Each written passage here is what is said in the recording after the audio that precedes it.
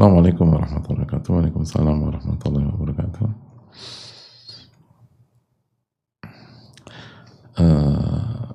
Semoga Allah SWT merahmati para ulama, Imam Nawawi, Ustadz beserta keluarga dan seluruh tim disehatkan, dilimpahkan kebahagiaan dunia akhirat. Amin wa iyyakum. Semoga begitu juga bagi yang bertanya. Jazakallahu khairan. Barakallahu fikum. Saya ingin bertanya Ustaz, bagaimana untuk mengamalkan hablum minan nas kepada orang-orang yang sudah mengetahui aib kita, dan saya berikhtiar untuk melawan rasa malu atas aib saya, untuk minta maaf atas rasa sakit yang saya berikan.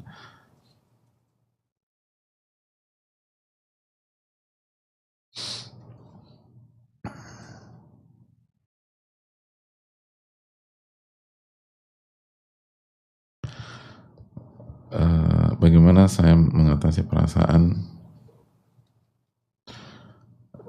sedih dan depresi ketika menghadapi personal attack atau personality saya diserang, entah itu karena itu akan masalah saya atau ketakutan mereka.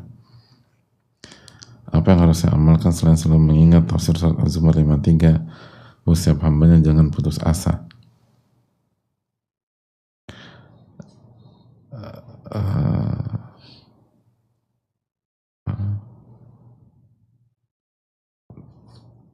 Jangan putus, masih manisawikah saya untuk merasa lelah dan takut akan mereka yang mengungkit masa lalu saya? Apakah ini adalah ujian ketika saya sedang berusaha berhijrah, ingin terus mengejar ridho Allah Subhanahu wa Ta'ala? Apakah memang manusia pendosa yang aibnya tersebar dan dibenci tidak layak lagi dapat rahmat dari sesama? Apakah saya berdosa merasa seperti ini? Terima kasih atas jawabannya. Hadirin Allah muliakan.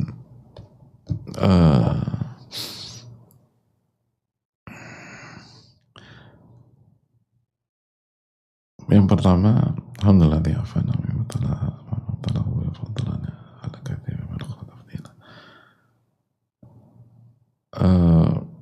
kalau qaddara ma syaa fa'al, aib penanya sudah terbuka, maka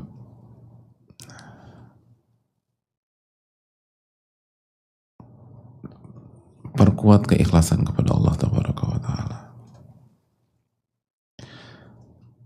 Hukum asalnya aib itu ditutup, dan kita meminta Allah menutup aib kita, dan itu doa kita di pagi dan petang. Allahumma astur aurati wa amin rawati. Ya Allah, tutuplah auratku, tutuplah aibku, dan lindungilah aku dari apa yang aku khawatirkan. Itu hukum asal, dan kita diperintah untuk menutup aib dan berdoa agar aib kita ditutup. Tapi kalau la qadarallah,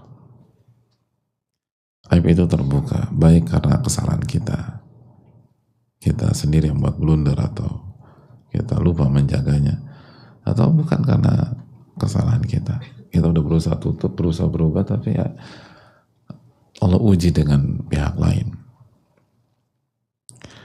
Maka sekali lagi, tajamkan keikhlasan. Siapa yang kita cari ridhonya? Siapa yang kita cari ridhonya? Apakah ini adalah ujian ketika saya sedang berusaha berhijrah, ingin terus mengejar ridho Allah? Ya, itu poin.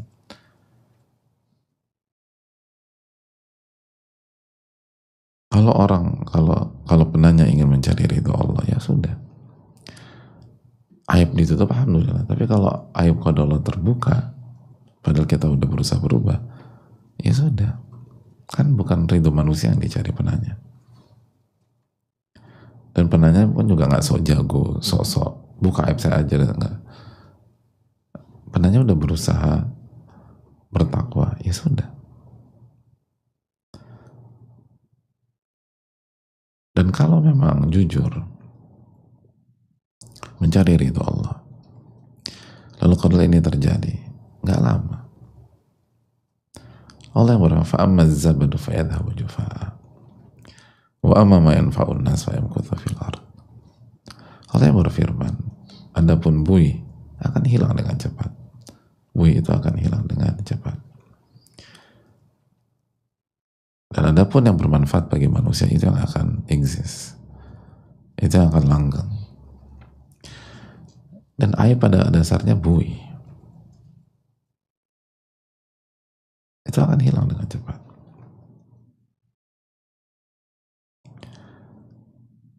Dan orang yang ikhlas, kata para ulama, di antara ciri-cirinya, dia nggak peduli mau dipuji atau dicela manusia. Dia nggak peduli mau dipuji atau dicela manusia. Karena bukan karena sombong, ngeremehin, bukan. Karena bukan itu tujuannya.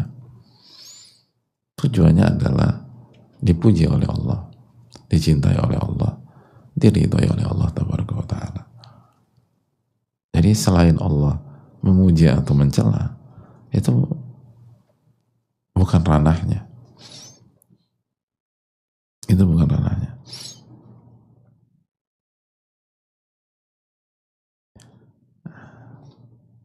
Kalau yang kedua ini sebenarnya di antara hikmahnya bagi penanya bisa melihat siapa yang tulus mencintai dia, mana yang tidak. Mana ya orang baik itu kalau melihat kita berusaha berubah, kita berusaha bertakwa, kita berusaha memperbaiki diri. Kalau ternyata dan padahal dia tahu aib kita,